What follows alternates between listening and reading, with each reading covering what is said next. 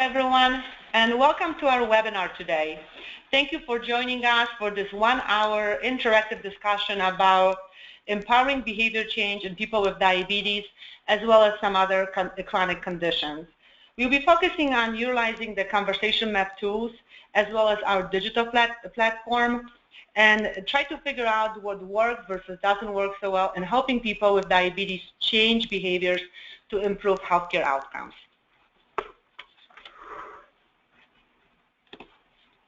My name is Barbara Eichorst, and I'm a lead facilitator for Conversation Map Tools, as well as for our digital platform. I am a registered dietitian and also a diabetes educator. So I have been involved in behavior change for the last 20 years. It all started with working for Chicago Department of Public Health, but I was working for women, infants, and children, where I was helping kids of age 4, 5, 6 to incorporate healthy eating habits, working both with kids and parents.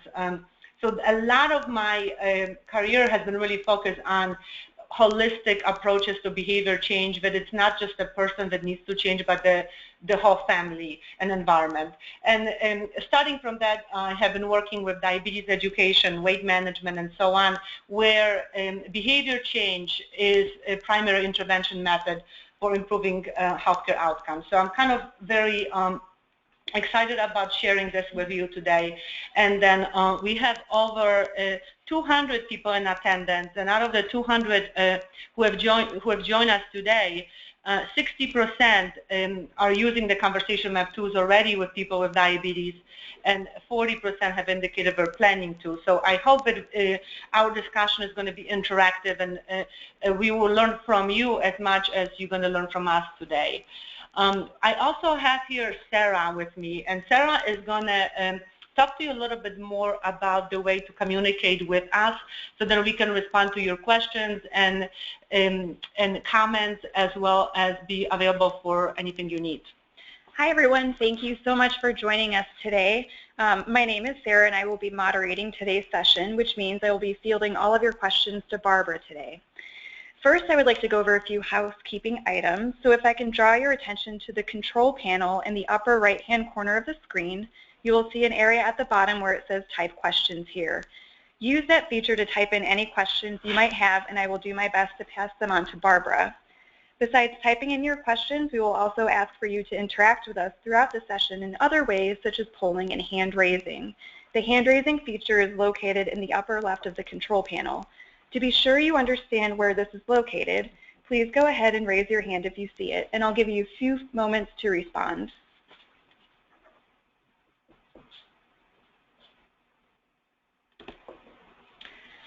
Great, it looks like a lot of you have that down. So that concludes the technical explanation of the session, and Barbara, I turn it back over to you.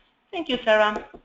So for the next 60 minutes or so, probably 50 minutes at this time, our learning objectives are to review some behavior change essential components and what can we do as diabetes educators or healthcare professionals to help patients change their behavior care outcomes, and also examine what works versus doesn't work so well in behavior change, and explore some models and theories that would help us to have effective communication and support the needs of the person who has a chronic condition and is utilizing daily behaviors to improve the clinical care outcomes of his or her condition. And the final one is to come up with some strategies that you can utilize in your own practice to improve your interaction with your own patients. And before we get started, I would like to assess your existing comfort level in empowering behavior change in people with diabetes. We will do the same upon the completion of this webinar, and our hope is that we will move your comfort level a little bit higher from the beginning to the end of our webinar today. So please indicate if you feel not comfortable, 2, a little comfortable, 3, somehow comfortable, 4, comfortable, 5, very comfortable. And I know Sarah is looking at the screen because where did you go with the voting? I try to go about 90%. Perfect. So how many have voted so far? Almost 80. Perfect. So be a moment. So be a moment before we kind of share this with you.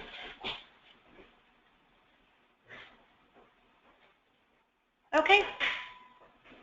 I will go ahead and close the polls and share the results.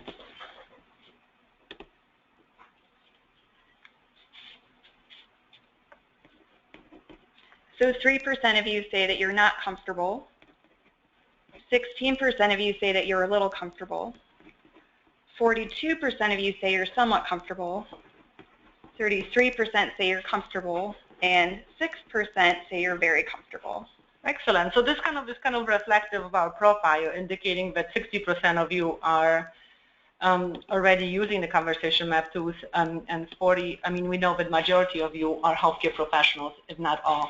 So not surprised that there's a high comfort level. Nice to see that. So our hope is also for you to provide us comments, and then Sarah will be able to share those comments with everybody. So feel free to type in whatever you want to add to the discussion, and we're going to share it with the rest. So let's talk a little bit about why behavior change is an essential component in diabetes care.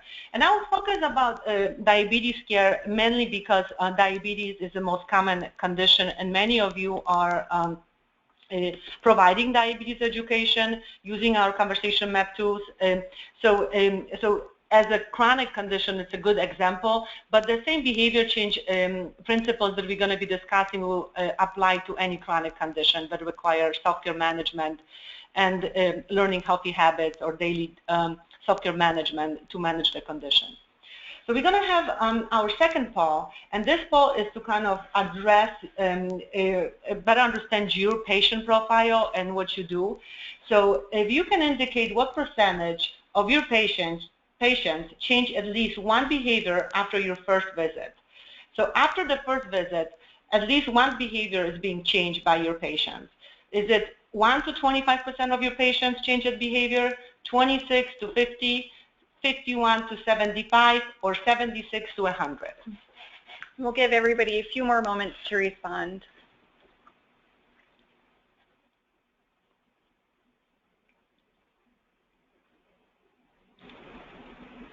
You guys are very good voters, very active, engaged group.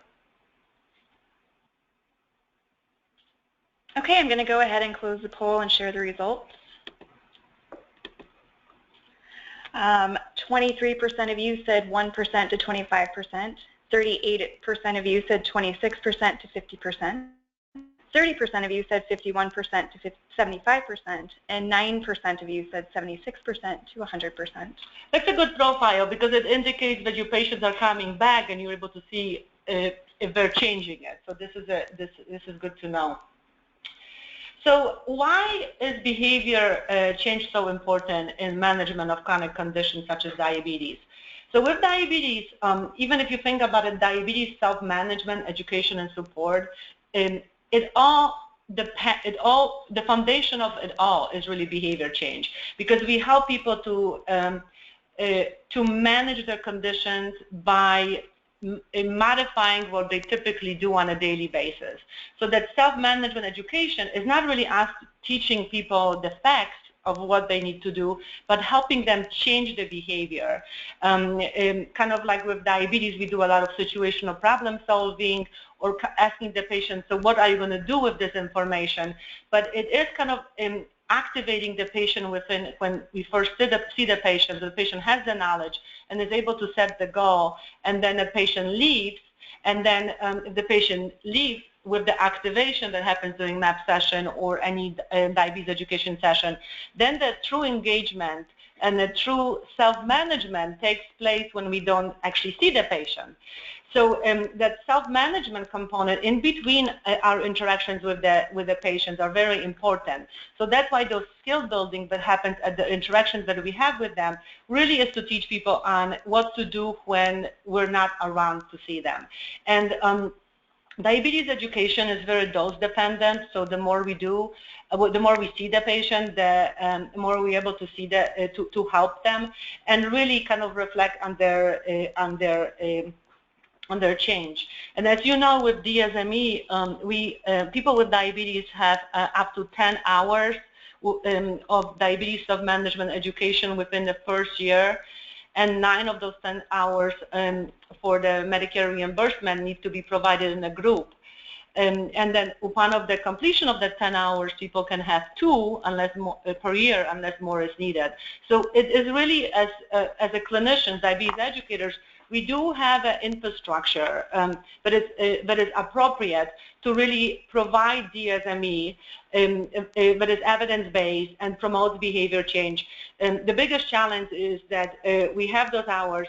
The challenge is that people with diabetes are not necessarily utilizing them, because in many instances only 40% of people with diabetes end up seeing diabetes educator, even though their physicians have recommended that service. So not only that we don't see a lot of people initially, but the second challenge is that once we see them, they don't always come back for the second and third or fourth session. So with behavior change, it takes time to kind of modify the behaviors to kind of like going from I would like to eat breakfast to actually start eating breakfast on a daily basis. And the behavior change typically takes 2 to 8 months. And then and it kind of addresses the whole environment. So it's not just a person with diabetes who's doing it, but also in the home environment, work environment, the circumstances that surround those events really have an influence on a patient and his or her ability to deliver on their specific goals. So is it worth the effort with behavior change and helping people to modify their behaviors? It sure is, because with diabetes education, actually DSME improves hemoglobin A1C, which is the primary clinical outcome of a successful diabetes management, the same way as the really good diabetes medication. So DSME can bring down A1C by 1 increment. That means that it used to be 8, and if the person gets all of 10 hours within the specific time, the hemoglobin A1C could go down by to 7, let's say. So we see more improvement. The higher the hemoglobin A1C is at the start, the more improvement happens. But besides improvement in hemoglobin A1C, people who are able to manage their diabetes better, they feel better, their quality of life is better. One good behavior leads to another one. So when people normalize their blood glucose, they're able to have more energy to exercise. They're able to have motivation because they feel good. So it's really worth it. And the key is it's not a one-time deal. It's all of those. Diabetes education only works when you use it. And we use it by continuously seeing patients several times and helping them with the changes necessary but are needed to improve their blood glucose management on a daily basis.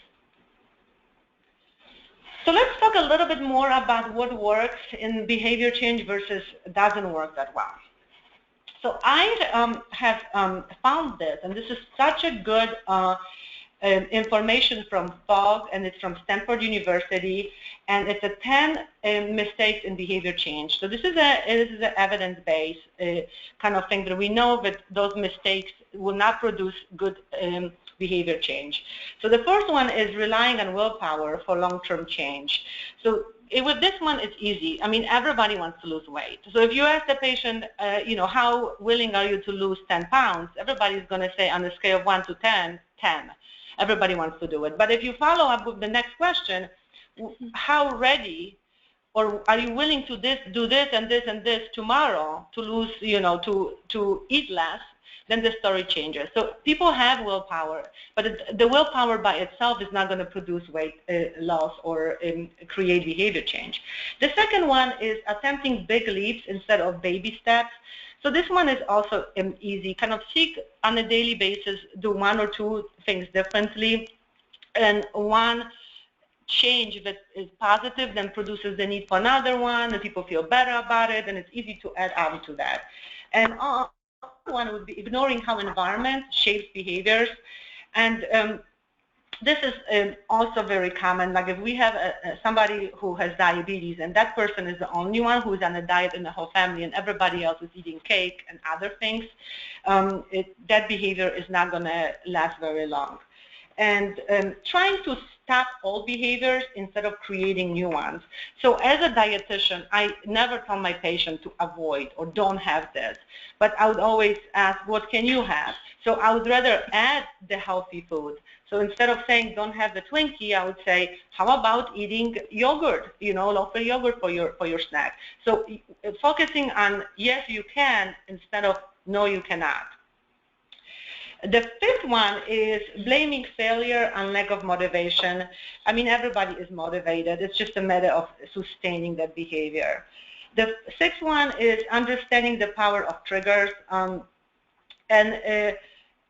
the triggers happen in terms of like when people are, let's say, an example would be when I would see a patient right now, and a patient would be, let's say, I will make sure that I will do this and this when I dine out and when I go out. But the patient leaves my office and is driving and sees, let's say, Taco Bell, and it's there and it's late at night, it's open, but it's open. Of course, he or she's going to go to a Taco Bell because that trigger is there.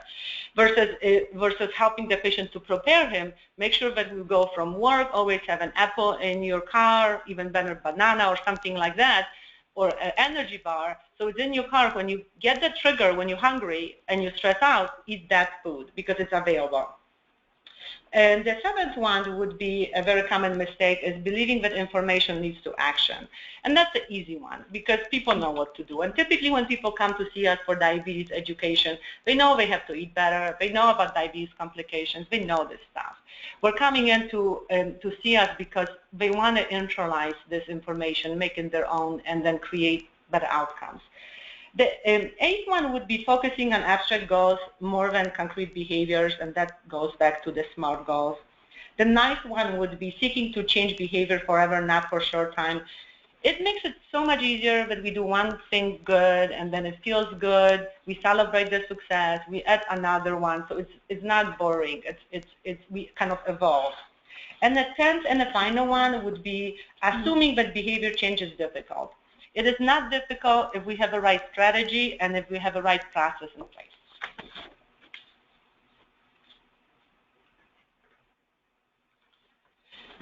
So Sarah has just indicated that you have been asking if we're going to be sharing the slides with you, and we would like to let you know that we are recording this, and this will be available to you for both to be able to see the slides and then also the voiceover. So it's going to be available. Upon of the completion of this webinar, we will send you a thank you note for attending and provide you the link to the recorded programming and the slides. So this is kind of reflecting on what I was just talking about. So behavior change starts with learning, knowledge acquisition, knowing what needs to be done.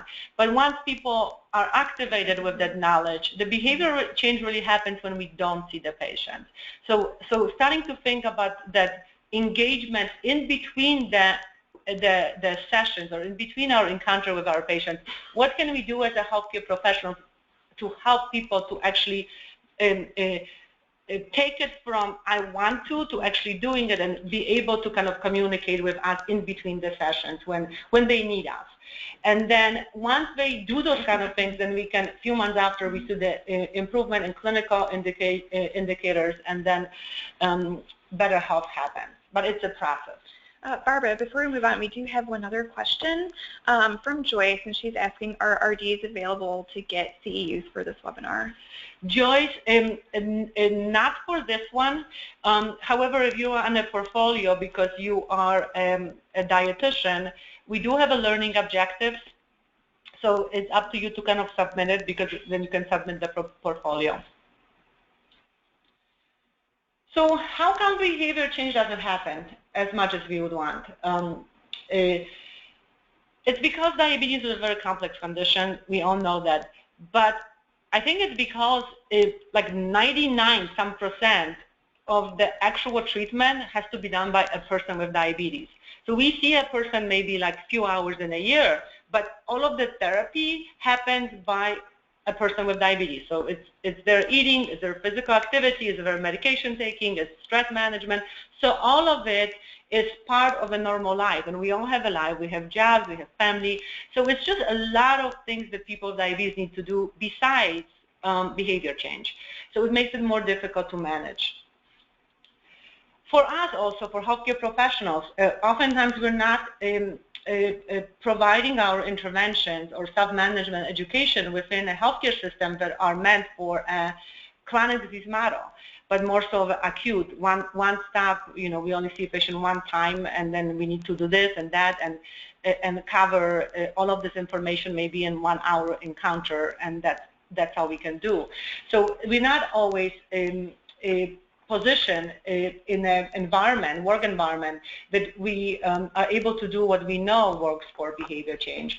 Also, we have an issue with health literacy, and health literacy and numeracy are really independent of people's socioeconomic level and also education level. So you might have a person who is PhD prepared or super smart, and then they will not understand a very clinical information. I remember one story from somebody was telling me that her daughter started to wear braces in college, and then she was informed that the braces are going to be permanent. And then she believed that permanent means for the rest of her life, in her 20s, but permanent means for the period of 2 years. So a lot of times information that we share, we say one thing, but people internalize it differently. And it doesn't matter if they're super smart, it's just that information has to become theirs, and then health literacy is really an important thing. And the way to prevent it is just do a teach-met method. Ask the patient, if you have to explain this to your 5-year-old, or if you have to explain it to your wife, how would you explain diabetes to her? Or what are you going to do differently till the next time I see you? Or what are the 3 most important things that you heard me say? So we want the patient to teach us back to verbalize what they heard us say. Some other potential solutions is really focus on the saying the right things and the right time. And this is the first quote is kind of a good quote, because the time spent offering recommendations that are not relevant for patients or will be never implemented is time wasted. And we know that even if we have 3 minutes with patients, we can make it very interactive, patient-focused discussion by asking the right questions. So making it patient-focused or learner-focused kind of requires us to ask the right questions and really allowing a patient to be in charge. But it's really a good investment, because we know that, as you know, behavior change takes time. But also, besides the regular encounters, we also have, like if you look at 7, health coaching and digital platforms.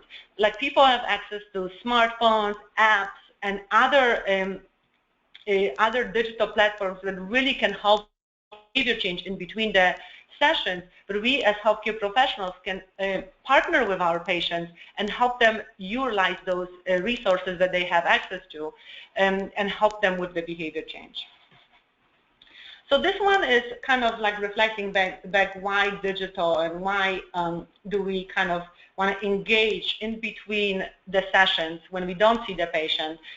As you know, that's the time that behavior change really happens, when we don't see the patient. But the reality is patients already Google things, they know things. And I attended this really good talk at AADE, American Association of Diabetes Educators, last summer. And one of the presenters was sharing some data in terms of like the percentage of patients that already come to our sessions for diabetes education, with how many of them actually Google the information, they come prepared. And that was very substantial, about 50%. So they already come in with the information that they kind of looked on the social media or other places. And what was also interesting is that in between our encounters, they were also sharing some statistics. Where do patients get the information? And they typically get it from social media, but it's more of a peer support. So like support groups with other people with diabetes would also share that information. And then for us healthcare professionals, we don't typically, not always, kind of look at those sites, and it's kind of good. I've started to look at some of them, and it's very educational for me because I can see what patients are asking and how they're responding, and a lot of this information is misinformation. So it becomes an opportunity for us, healthcare professionals, to be also involved in that communication within social media and digital platforms, apps, or coaching, and have that kind of discussion with patients and provide them credible information at the time that they need. So for that reason, for those of you who are using our conversation map tools, we also have a digital platform that you're able to use our app, and that app helps the patients at the time of a map session to set goals. And then once the patient sets the goals, the patient is able to track those goals. And then it also has an element of content. So there is an information in there. So it's kind of based on the 9 content areas that for the people with type 2 diabetes need to know from ADA, and it's also consistent with AADE7. So all of those healthy coping, healthy eating, all of the content is there as well. So they can kind of refresh their memory. If they need to look something up, they don't have to Google, what insulin is or what medications are, because that's part of that content. And then that platform also allow you to be a coach, to have a conversation with your patients in between the MAP sessions or in between your one-on-one or whatever encounters you have. So what I would like to do now is talk a little bit about evidence-based and what are some of the theories and models for behavior change, and then how we can utilize those models to help us become a more efficient counselors or coaches with our patients. So you have seen this for sure, because I know this is on our exam to become a certified diabetes educator. I know that nurses have it in nursing school, but I'm curious to know which behavior change which behavior change model rather, do you use currently in your practice? Do you use self-efficacy theory? Do you use dual processing theory? Or do you use stages of change, or health belief model, or social learning theory? So there's 5. And while people are voting, we do have some questions. One is, how do you build for web app communication in CPTs? Let's see. How do you build for the web app communication for CPTs? And it comes from Brandy. Brandy, I'm not in a position to answer this right now. I just don't have the details. Later in our, upon the completion of our webinar, there would be access to our website, and then for those kind of questions, you can kind of send that question to us, and we'll be able to help you as much as we can with this, because it will go to the more appropriate person that would know this better than I do. Great, almost half of you have voted. We'll give you a few more moments.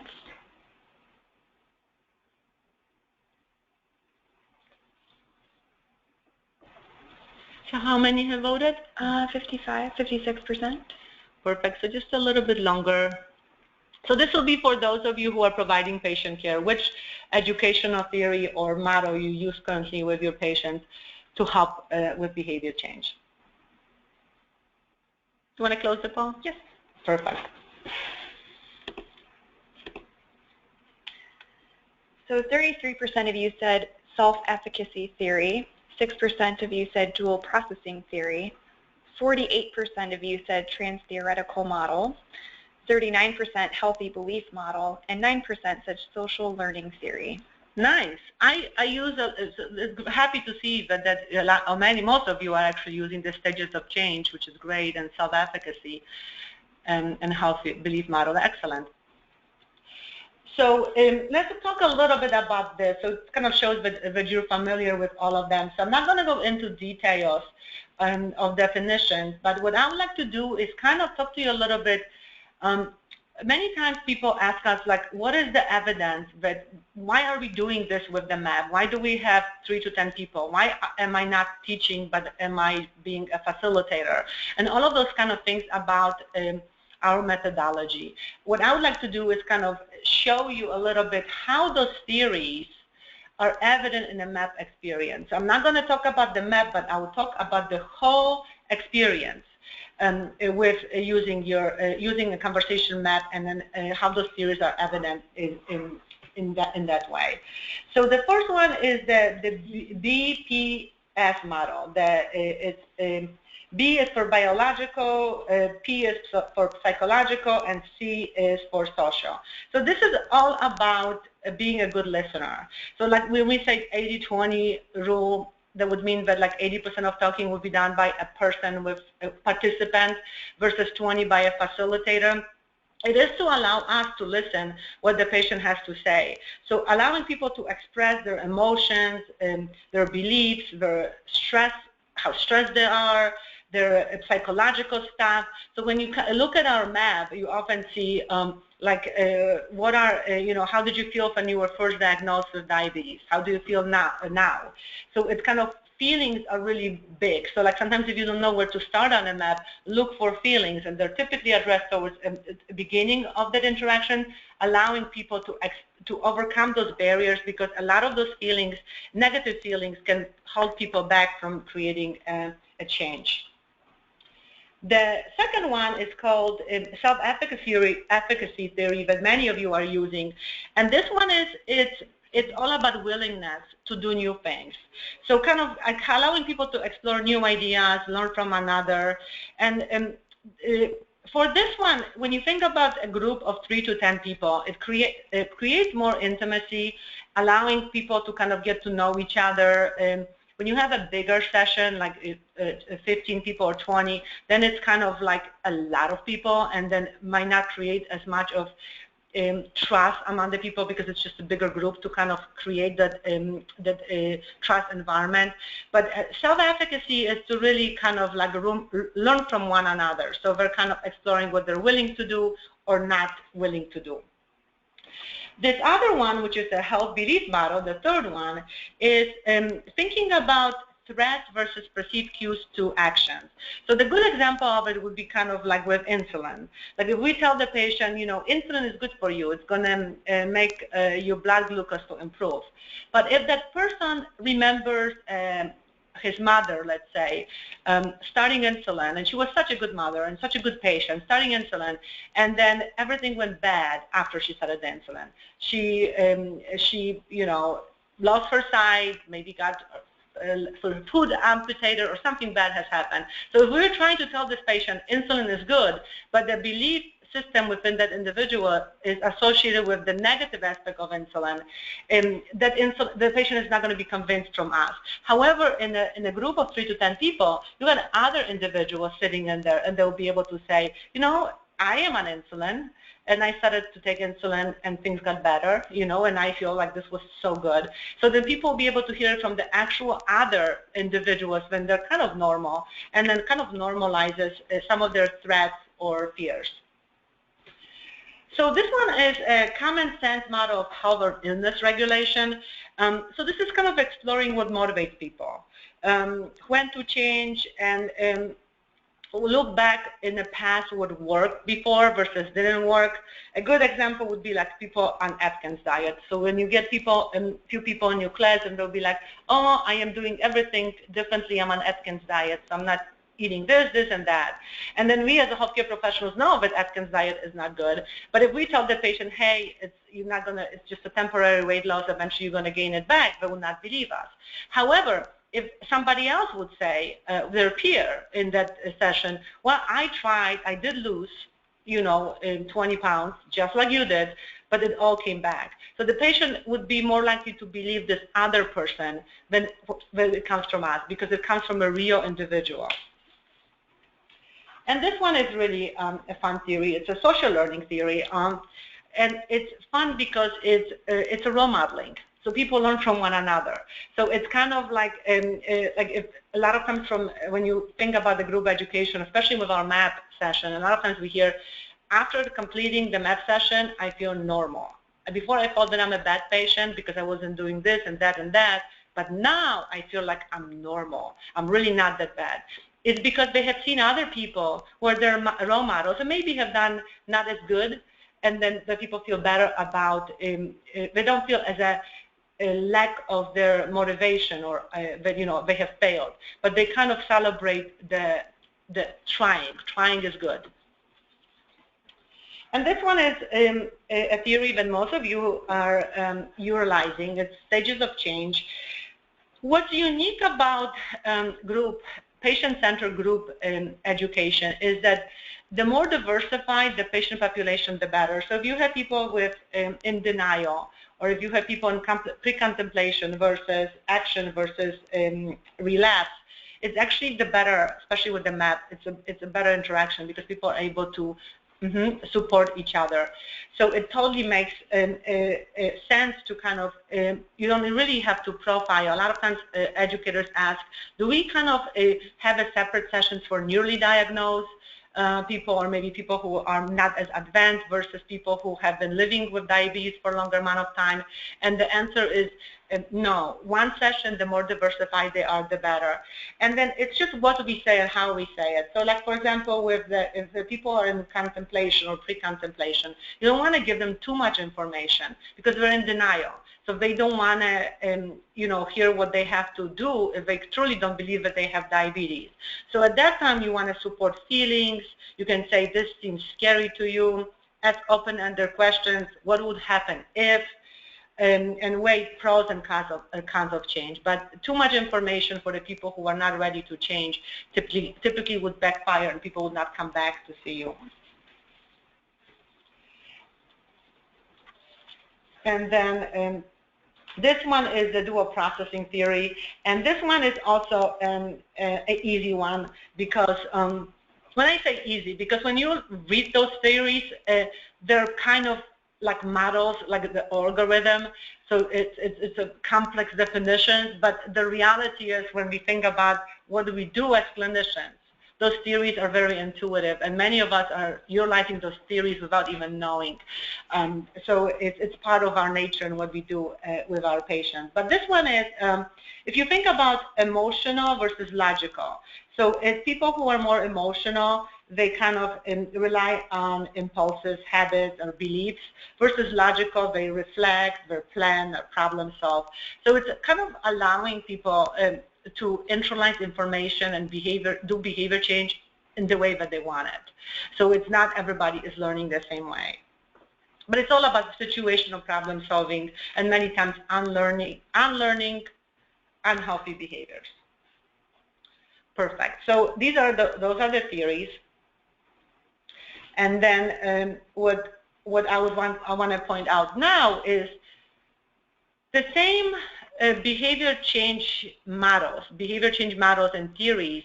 When we think about interacting with the patient face to face, it's also thinking about, are we also using the same approaches that work with our patients at the time of our 30-minute session in between? So it's the same behavior change theories would apply to the time in between the sessions. So that's what I would like to challenge you to think about. What can you do, or what can we do as a healthcare professionals in between sessions to help the people change their behaviors? And I know many times patients are already using a lot of different apps. They track their behaviors, and I have been guilty of that a lot of times, and they kind of bring out, this is what I'm using, their printouts of the pattern management. I don't always have time to look at it. I realize that they do, but it makes a big difference to kind of partner with the patient in not just kind of acknowledging how they're tracking their behaviors or monitoring their behaviors, but also reflecting on it. So for those of you who are using the conversation map tools or have been trained on the conversation map tools, we also have the app that does the goal setting, tracking, and coaching. So that it's part of the map. So we don't think about the map by itself, because the map itself is not the one solution to DSME. It's the thing that happens in between the MAP sessions that we would also want to be engaging with our patients to create better outcomes in diabetes care. So curious to know how many of your patients right now use apps or track changes. So from those patients that you work with, is it 1 to 25%? Is it 26 to 50%? Is it 51 to 75%, or 4, which is 76 to 100%?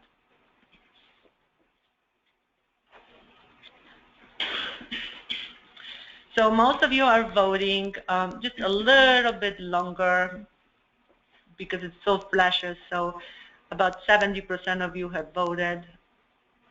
Sarah, do you want to vote a little bit longer or close that poll? A few more moments, maybe. Perfect. Okay, I'll go ahead and close it. 68% of you responded 1% to 25%. 25% of you responded 26% to 50%. 4% of you responded 51% to 75%.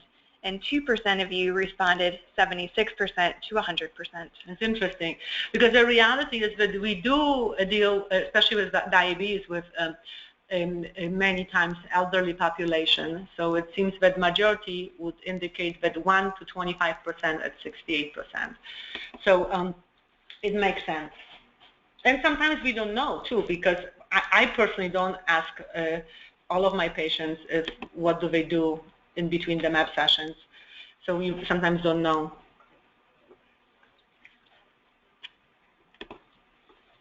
We have one question from Anne-Marie in terms of what disclosure is given to folks who utilize the Health Interactions app. So Anne-Marie, we will have a separate webinar in the very near future, I believe it's in 2 weeks or so, that it's focusing on how to use the Anna just told me it's in 4 weeks. So it's in 4 weeks, but so we will talk about the disclosure and all of the information in terms of like what you can do as a healthcare professional, how to use the app with people with diabetes. So that's going to be available for you. But meanwhile, that you do the same thing. You can, after this webinar, send us an email, and then we'll be able to address it individually with you if you need the answer sooner. So the final thing that I would like to talk about is really create some actions, what we can do as healthcare professionals to help our patients with behavior change. So another poll is, when you work with people, what are the specific behavioral strategies that you currently utilize in your practice? And most of you work with adult population. So kind of like think about how do adults learn.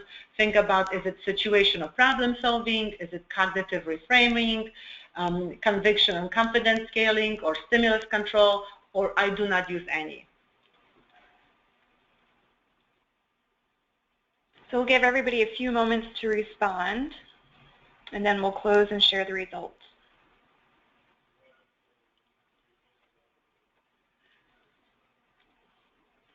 Most of you, let's say about 70% of you have voted, so we're gonna, so we will make sure that about 80 to 90 of you vote so we can share the results. Is it a few more moments, Sarah? Yep, I'll go ahead and close it now. Perfect. So 77% of you said situational problem solving. 27% of you said cognitive reframing. 31% said conviction and confidence scaling. 14% said stimulus control. And 6% said, I do not use any. I love the 77% of situational problem solving because it's such a practical way to help patients, because it's kind of like an example of it would be, for those of you who are wondering what that is, it's kind of, instead of giving people, let's say a handout is how to store insulin, you would ask them, what happens if you leave your insulin in the car and it's hot and you come back and it changes color? So you create a situation. What happens if you, let's say, you go out to the party and there's nothing good to eat? So you create those actual situation and allow people to problem solve instead of giving you definition of the things that they will not be able to implement. So this is amazing. This is really good. And stimulus control, which is really good. We have a bunch of smart people here today. So this kind of relates to how people learn, and adults learn through application, through situational problem solving. So when people come to see us for diabetes education, they kind of know what they want to know. They come with their questions. So it's kind of like directing, so it's not really teaching, but it's all about learning. So it's about, and this came as a big aha moment to me within the last several years, when I was always thinking about teachable moments, where I can put in a little bit of information when they need it. But now I'm kind of thinking about learning moments. I'm kind of paying attention when the patient is learning, when they're getting that aha moment, because it's that aha moment, learning moment is a little bit different than a teachable moment. Because teachable moment is all about me versus learning moment is all about a patient or patients. So it's kind of like with adults, ask the patient, what would you like to learn today? What's the most important thing that we need to cover within the next 10 minutes that is going to make your diabetes better? So it's asking the right questions, and typically if we don't do that at the beginning of any interaction, then the patient kind of turns off because he or she is thinking, well, will she answer my question? Well, will she get to the thing that I actually want to know? And when it comes to the actual behavior change, the big new thing is that learner-centered education or patient-centered education or patient-centered experience. So it's kind of thinking about for creating a climate or environment that is really conducive to learning. So it's like even if you think about sitting down with the patient, looking at the patient, our demeanor, what do we say, how we say it, it does really matter because it creates an environment where the person feels comfortable and can be honest with us and be able to address what really needs to be addressed. So if you think about the whole engagement in between our interactions, so my hope is to kind of showcase that when we do one-on-one or group education, when we see a person face-to-face, we activate. But I would like to challenge all of us to think what happens in between those interactions when we don't see the patient. And as healthcare professionals get involved in the time that the behavior change really happens, and it happens in between the actual sessions when we don't see them. So for that reason, we with the map, we're thinking more of a creating the digital platform, the whole platform of the experience for the patient. So diabetes self-management education is not just, it's multifunctional. So we also use the app so you can allow people to track their goals, modify their goals, but also communicate with you. So instead of them going Google information, they're able to reach out to you, to their coach or a facilitator, and they already know you and trust you and you're a credible person to address those real-time concerns. And then also you have met the person before, so the relationship and the trust is already established. And then the third component is also making sure that a patient has access to the consistent information. So it's sometimes a lot of information is disconnected. So let's say this app says this versus what we teach the patient in our, let's say, education session is different, what they find on the website and so on. So it's making sure that the content that is provided for the patient is not conflicting but consistent with what we have started with. So there's three elements to this digital platform, and one of them is goal setting and tracking. The second one is coaching, or you being a facilitator of behavior change, and the third one is content. So in conclusion, I would like, my hope is that I was able to get you more comfortable about behavior change and your skills and also interacting with your patients, and think of behavior change not just at the session face-to-face, but also what happens in between the sessions when we don't see the patient. And all of us are clinicians, and then we all became clinicians or healthcare providers because we care about our patients and we really, really want to help them. So it's all about, behavior change is all about asking the right question at the right time. The second one would be empathy. We all care about our patients. We just want to make sure that we express this, because empathy really creates an environment of trust, and then it creates more efficient and productive self-management education. And the third one I would say would be reflective listening. It's kind of utilize a lot of, in summary, what we just did, and then and allowing person to verbalize what they have understood us saying. Or just be interested in our patients. Just be a good listener, just be interested. And the fifth one, and I think the most important one, is to allow ourselves to be the nurses or dietitians or pharmacists or clinicians who we are, and then allow the patients to see that we care and we are partnering with them and helping them to self-manage their condition. So that makes a big difference. So kind of look maybe in our practice, reflect on ourselves and how we're doing with that. So Sarah, we are getting closer to a conclusion of our webinar, and we will have time to answer the questions. But I would like to do the same poll that we have done in the beginning of our webinar, because the goal was to kind of improve your comfort level in empowering behavior change in people with diabetes. So this is the same as before. So we will ask you to vote what your current comfort level is, and then we're going to compare it to when we started. And while people are voting, we have a few more questions. One is from Courtney. She wants to know if there are conversation maps available for other disease states. They are, Courtney. There are several diseases. What we have just done, we have launched a new website that has more comprehensive ways to kind of see all of different programmings that we have, and then also more stream way for you to communicate with us.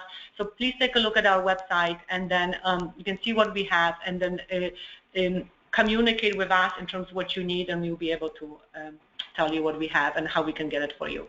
The other question is from Margaret, and she wants to know, what is the name of the app? It's called HI app. HI Go app. It's the reason that I say I'm thinking about it is because we just call it app because that's the only one I use.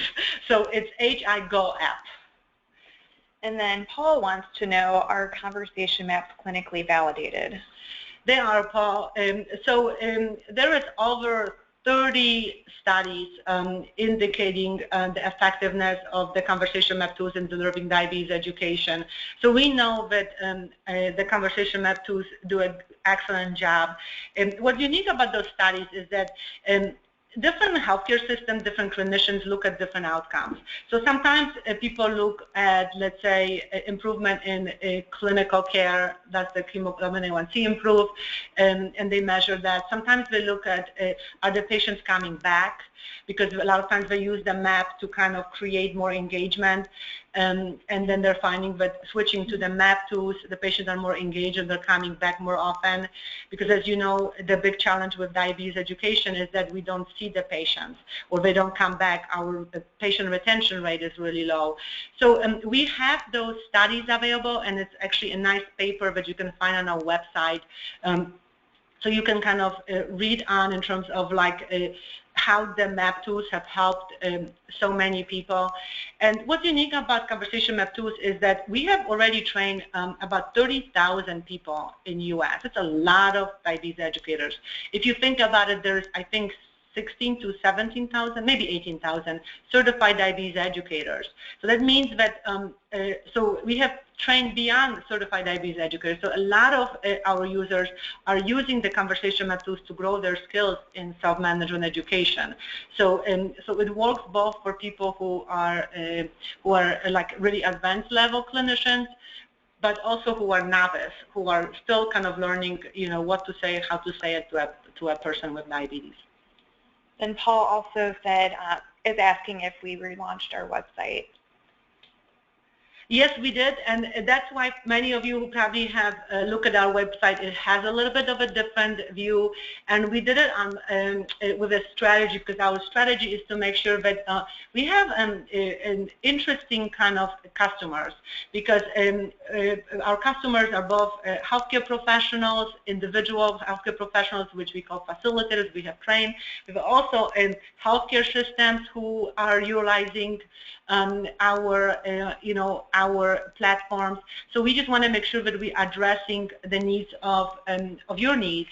So our website has a little bit of a different look with the purpose of being able to better direct your needs and questions and so on. And Joe wants to know where the HI Goals app is located. And so if you go on our website, you'll be able to get the link, but you can go and download it for free from the App Store. All right, so we're going to go ahead and close the poll and launch the results. We've got about 5 minutes left. So before, when you took this poll, 3% of you said you were not comfortable. 1% of you are now not comfortable. That's really good. Before, 16% of you said you were a little comfortable, and now it's 3% of you are a little comfortable. Before, 42% of you said somewhat comfortable, and 19% said somewhat comfortable. Earlier in the webinar, 33% of you said comfortable, and now 53% of you are comfortable. And then previously, 6% of you said very comfortable, and that jumped up to 23%. Perfect. So we have done a nice job, and you have been a very good student. But I look at the screen right now, and there's one more question that I want to address, because a lot of you are asking where is the app available. So the app is the appropriate term is if you go and say HI Goals, so HI.goals or period goals, and you go to the Apple Store online or Google Play, and you will be able to download the app for free. It's a fun app. It's what I like about the app is that it's very simple. As you know, the conversation map tools are very simple, and there is sophistication in the simplicity of things that we do. So, the app has the same feel as our methodology. So we created, we take a complex information that could be really overwhelming and make it simple for people. So the app that has the same feel and the same methodology. So what we're going to do now is we're going to go to the next slide, and you can see that this is our website. So it's Healthy Interactions. Many of you have known us as Healthy Eye, so because that's what we originally were. Now we are fully Healthy Interaction. So you can visit our new website, take a look at all of this information, and then this specific webinar recording is going to be available to you as well. So all of you in attendance will get the thank you email, and the link to the recording is going to be available, including the slides. But if you have any questions, please go to our website and just ask the questions, and we'll be able to answer to you in a very quick way. Great. We have a few more minutes if anybody else has any questions.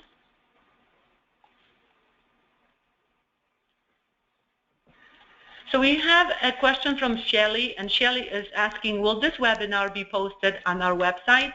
And the answer is yes. It will be posted on our website. We will send you the link to it with our thank you note for attending today.